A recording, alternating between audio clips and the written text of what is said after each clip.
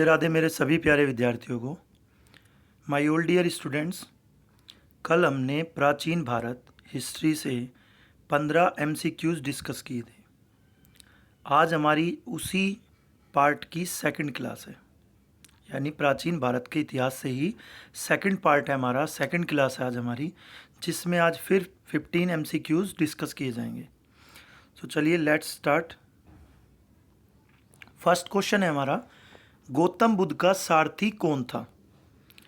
देखिए, हम अक्सर क्या करते हैं, सिद्धार्थ का नाम गौतम बुद्ध पड़ा, या फिर गौतम बुद्ध को महात्मा बुद्ध भी कहते हैं। इस तरह की बातें तो सारी रीड कर लेते हैं, लेकिन कुछ बेसिक बातें जिन पर हम ध्यान नहीं देते, वहाँ से भी क्वेश्चन उठ जाता है।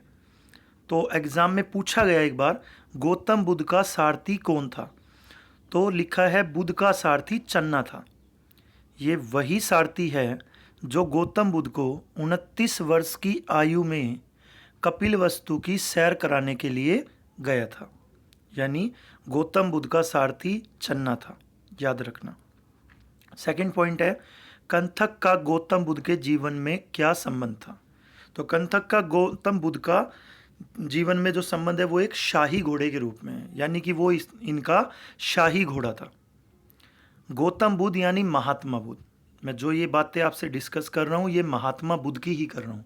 महात्मा बुद्ध के एक नाम है गौतम बुद्ध, एक नाम है सिद्धार्थ, एक नाम है एशिया का पुंज, या फिर उनको कहा जाता है तथागत। तो ये 5 नाम महात्मा बुद्ध से ही रिलेटेड हैं। एक बार फिर समझिए, महात्मा बुद्ध का या गौतम बुद्ध का बचपन का नाम सिद्धार्थ था। बचपन का नाम उनका सिद्धार्थ। जिस दिन उनको ज्ञान की प्राप्ति हुई, 35 वर्ष की आयु में उनको ज्ञान की प्राप्ति हुई थी। तो 35 वर्ष की आयु में जब ज्ञान प्राप्त हुआ, तो ज्ञान प्राप्ति के बाद से उनके नाम गौतम बुद्ध, उनके नाम महात्मा बुद्ध, एशिया का पुंज या फिर लाइट ऑफ एशिया इंग्लिश में बोलते हैं, या तथागत के नाम से भी उनको जाना जाने लगा। थर्ड पॉइंट है, विश्व का सबसे बड़ा महाकाव्य है। तो महाभारत दुनिया का सबसे बड़ा महाकाव्य है। इसकी रचना वेद व्यास ने की थी। तो क्वेश्चन पूछा जाता है अक्सर, और ये जितने भी क्वेश्चन हैं प्रीवियस ईयर क्वेश्चन पेपर से ही लिए गए हैं। तो महाभारत हमारा दुनिया का सबसे बड़ा महाकाव्य कहलाता है।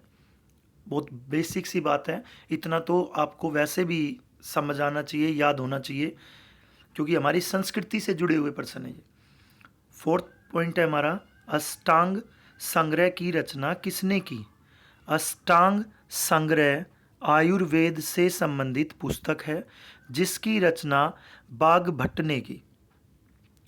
कुछ ज़्यादा समझाने लायक नहीं है इसमें। तो अष्टांग संग्रह पूछ ले किससे रिलेटेड है, तो आयुर्वेद से संबंधित पुस्तक है। किसने की थी रचना? तो बाघभट्ट ने की थी। देखिए, जो विषय होता है ना, विषय कि किस विषय से संबंधित थी ये पुस्तक, तो अक्सर ऐसे क्वेश्चंस भी पूछ लिए जाते हैं जब एग्ज़ाम हमारा थोड़ा सा अपर लेवल का होता है, जब थोड़ा सा पेपर हमारा हाई लेवल पे आता है, तो इस तरह के क्वेश्चन पूछ लिए जाते हैं कि यह पुस्तक किस विषय से संबंधित थी, यानी विषय क्या था इसका। जैसे पूछ लिया जाता है, अर्थशास्त्र पुस्तक थी, चाणक्य ने लिखी थी, तो पूछा जाता है अर्थशास्त्र का विषय क्या था, यानी उसमें क्या टॉपिक्स हैं, किस चीज़ पर लिखी गई है बुक। तो अर्थशास्त्र लिखी गई थी जैसे राजनीति से संबंधित। तो इसी तरह आयुर्वेद से संबंधी संग्रह है जिसका नाम है अष्टांग संग्रह, और जिसकी रचना की है बाघभट्ट ने। फिफ्थ क्वेश्चन है हमारा, कौन सा वंश ब्रह्म क्षत्रिय वंश कहलाता है? तो सैन वंश ब्रह्मा क्षत्रिय वंश कहलाता था। यह बंगाल का एक वंश था। इसकी स्थापना सामंत सैन ने की। यह 11वीं और 12वीं सदी में था। तो बता दिया गया इसमें ब्रह्म क्षत्रिय वंश कहलाता कौन सा वंश? सैन वंश। कहाँ पर? बंगाल में। इसकी स्थापना सामंत सैन ने की थी।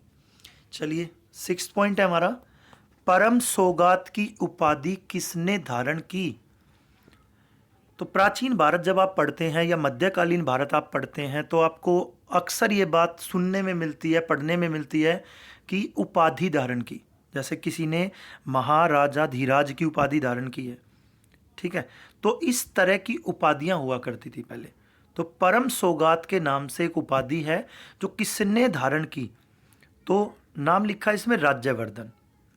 सॉरी, परम सौगात की उपाधि राज्यवर्धन ने धारण की।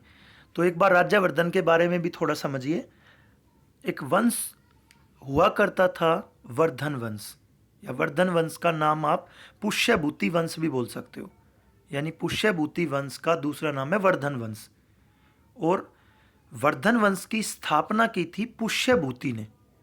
वर्धन वंश की स्थापना की थी पुष्यभूति ने। और इस वर्धन वंश के जो प्रतापी राजा, जो एक अच्छे राजा, एक योग्य राजा, उनका नाम था प्रभाकर वर्धन। और प्रभाकर वर्धन के 3 बच्चे थे, जिनमें सबसे बड़े बच्चे का नाम था राज्यवर्धन। उनकी एक बेटी थी जिसका नाम था राज्यश्री, और उनका सबसे छोटा बेटा था जिसका नाम था हर्षवर्धन। यानी प्रभाकर वर्धन के तीनों बच्चों में से सबसे बड़े बेटे का नाम था राज्यवर्धन। और राज्यवर्धन किस वंश से संबंधित है? वर्धन वंश या पुष्यभूति वंश कह सकते हैं आप। तो आंसर आपको समझ आ गया होगा, राज्यवर्धन ने परम सौगात की उपाधि धारण की। और कभी क्वेश्चन पूछ लिया जाए राज्यवर्धन किस वंश से थे, तो वर्धन वंश कह सकते हो या पुष्यभूति वंश कह सकते हो। क्वेश्चन नंबर 7, बुद्ध के सर्वप्रिय शिष्य का क्या नाम था?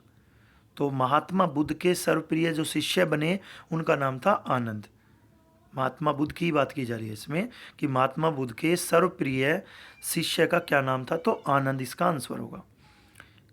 8 पे चलते हैं। बौद्ध धर्म के प्रचार के लिए अशोक ने किसे श्रीलंका भेजा था? देखिए, अशोक चंद्रगुप्त मौर्य के वंश से ही है, और चंद्रगुप्त मौर्य का पौत्र है ये, यानी पोता। चंद्रगुप्त मौर्य का पोता है ये भगवान बुद्ध को मानते थे। यानी अशोक किसके अनुयायी बन गए थे? भगवान बुद्ध के, महात्मा बुद्ध के। तो उन्होंने भारत से बाहर भगवान बुद्ध के धर्म का प्रचार करने के लिए अपने 2 बच्चे, यानी महेंद्र और संघमित्रा, इनके बेटे का नाम महेंद्र और बेटी का नाम संघमित्रा था, इनको भारत से बाहर श्रीलंका भेजा था। इससे पिछली वीडियो में मैंने ये बात डिस्कस भी की है कि क्वेश्चन आता है एग्जाम में कई बार कि भारत से बाहर बौद्ध धर्म को ले जाने वाले राजा का क्या नाम था, तो अशोक, उसका आंसर होगा अशोक। लेकिन क्वेश्चन क्या पूछा गया है? बौद्ध धर्म के प्रचार के लिए अशोक ने किसे श्रीलंका भेजा था? तो जिनको भेजा था ना प्रचार के लिए, उनके नाम बताने हमें। तो महेंद्र और संघमित्रा, और ये दोनों अशोक के ही बेटा और बेटी हैं। 9 पे चलते हैं। अशोक के शिलालेखों की खोज सर्वप्रथम किसने की थी? तो आंसर होगा हमारा पादरेटी फैनथेलर। तो ये खोज करता है जिन्होंने उसके शिलालेखों की खोज की है। क्वेश्चन नंबर 10 है, अशोक के शिलालेखों को सर्वप्रथम किसने पढ़ा? यानी जो उनके शिलालेख की खोज होने के बाद उनको पढ़ने की कोशिश चलती रही, लेकिन पढ़ नहीं पा रहे थे। तो पढ़ने में जो सफलता हासिल कर पाए उन व्यक्ति का नाम है जेम्स प्रिंसेप, और इन्होंने ये सफलता हासिल की थी 1837 में, 1837 में। एक बार फिर समझिए, अशोक के जो शिलालेख हैं उनको पढ़ने में सफलता प्राप्त करने वाला व्यक्ति है जेम्स प्रिंसेप। और डेट पूछ ले कभी कि कब की थी, तो 1837 में। क्वेश्चन नंबर 11 है, अशोक के अभिलेख किस लिपि में लिखे गए थे? तो जो अशोक के अभिलेख थे उनके लिए लिपि क्या प्रयोग की गई? तो कोई एक पर्टिकुलर लिपि नहीं थी, ब्राह्मी थी, ख्रोष्टी थी, ग्रीक थी और अरामेइक थी। ठीक है, तो ये 4 लिपियां थी। चारों लिपि में अशोक के अभिलेख लिखे गए थे। क्वेश्चन नंबर 12 है हमारा, भारत में सर्वप्रथम सोने के सिक्के किसने चलाए? तो सबसे पहले सोने के सिक्के किसने चलाए? इसका जवाब तो होगा इंडो ग्रीक। लेकिन कभी क्वेश्चन आ जाए कि सबसे पहले भारत में शुद्ध सोने के सिक्के किसने चलाए, तो कुषाणों ने। इस क्वेश्चन में बच्चा कंफ्यूज होता है एग्जाम में, क्योंकि सर्वप्रथम शब्द दे दिया गया। भारत में सर्वप्रथम सोने के सिक्के किसने चलाए? तो सिर्फ सोने पूछा है, शुद्ध सोने के सिक्के नहीं पूछा। तो सर्वप्रथम सोने के सिक्के पूछ ले तो इंडो ग्रीक, और पूछ ले शुद्ध सोने के सिक्के तो कुषाणों ने। कुषाण यानी कि कनिष्क, या फिर कह सकते हैं आप विम कडफिसेस, या कह सकते हैं कुजुल कडफिसेस, ये सभी कुषाण राजा थे। क्वेश्चन नंबर 13, शीशे के सिक्के किस वंश के शासकों ने चलाए? तो देखिए 3 ब्राह्मण वंश थे जो मौर्य वंश के बाद, मौर्य वंश यानी चंद्रगुप्त, अशोक, बिंदुसार, मैं इन्हीं की बात कर रहा हूँ। जो इनका वंश था उस वंश का नाम है मौर्य वंश। मौर्य वंश के बाद जो वंश आया वो ब्राह्मणों का वंश आया, और ब्राह्मणों का वंश एक के बाद एक 3 वंश आए। तो मौर्य वंश के बाद जो पहला ब्राह्मणों का वंश आया, ब्राह्मण जाति के लोगों का, वो पहला था शुंग वंश, फर्स्ट। उसके बाद जो सेकंड आया ब्राह्मणों का वंश, उसका नाम था कण्व वंश, और जो थर्ड था वो था सातवाहन वंश। तो शीशे के सिक्के चलाने का श्रेय सातवाहन वंश को जाता है, यानी सातवाहन शासकों को जाता है।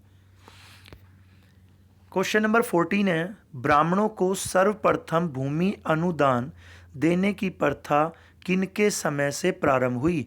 ये भी काम सातवाहन शासकों ने ही प्रारंभ किया था। यानी अगर हमसे कभी क्वेश्चन पूछा जाए कि भारत में सबसे पहले शीशे के सिक्के किसने चलाए, तो सातवाहन शासकों ने। और भूमि अनुदान किसको? ब्राह्मणों को। यानी ब्राह्मणों को भूमि दान में देने की प्रथा भी सातवाहन शासकों ने ही शुरू की। क्वेश्चन नंबर 15 है हमारा, कनिष्क का राजवैद्य कौन था? तो कनिष्क का राजवैद्य बहुत ही पॉपुलर पर्सन है, यानी चरक। और ये चरक वही हैं जिन्होंने चरक संहिता की रचना की थी। यानी चरक की रचना का नाम है चरक संहिता। और कभी पूछ ले कि किससे संबंधित है चरक संहिता, तो वो भी आयुर्वेद से संबंधित है, यानी कि चिकित्सा से संबंधित है।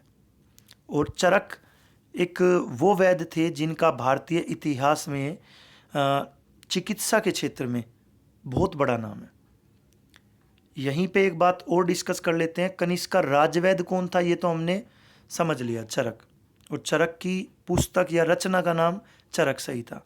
लेकिन कनिष्क के दरबार में एक बहुत इंपॉर्टेंट पर्सन और रहते थे जिनसे क्वेश्चन बन सकता है। कनिष्क के दरबार में एक दार्शनिक रहते थे, दार्शनिक। और वो दार्शनिक जिनको भारत का आइंस्टाइन भी कहा जाता है, जिनका नाम है नागार्जुन। क्वेश्चन आता है भारत का आइंस्टाइन किसको कहा जाता है? तो नागार्जुन को। और नागार्जुन किसके दरबार में थे? कनिष्क के दरबार में। और उनका क्या प्रोफेशन था, किससे रिलेटेड थे वो? उनका प्रोफेशन था दार्शनिक, यानी फिलोसफर थे वो। आई होप आपको ये बात समझ आ गई होगी। Thank you.